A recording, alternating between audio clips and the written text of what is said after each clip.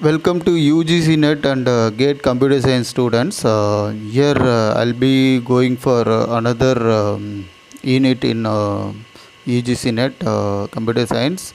That is data structure and algorithm. That is Unit 7. Here I'll be discussing one of the problem statement from latest December 2019 question.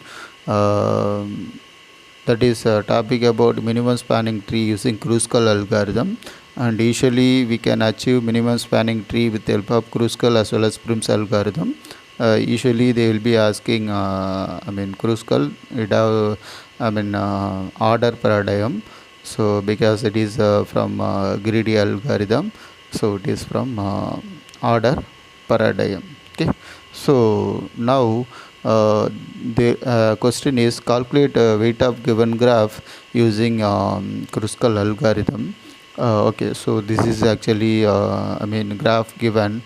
We have 5 nodes.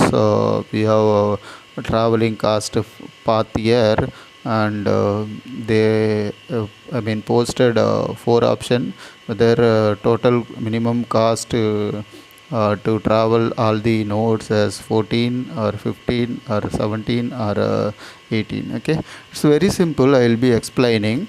Okay, so if you are able to get the answer, okay, the answer is same for both Kruskal as well as Prim's algorithm. We never hear bother about Prim's algorithm. I'll be going for Kruskal algorithm here.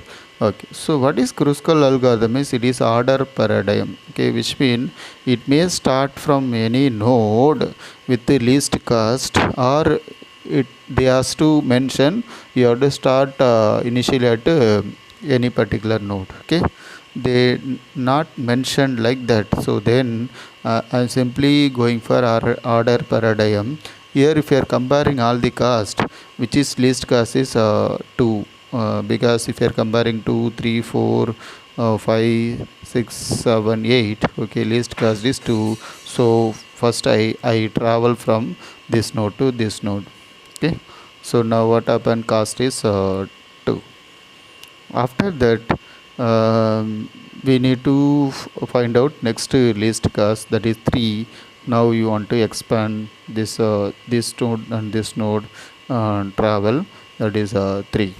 Okay, now after while we are going for order paradigm, what do you want we should not do here is, if you are having closed path in least cost, we want to skip that least cost.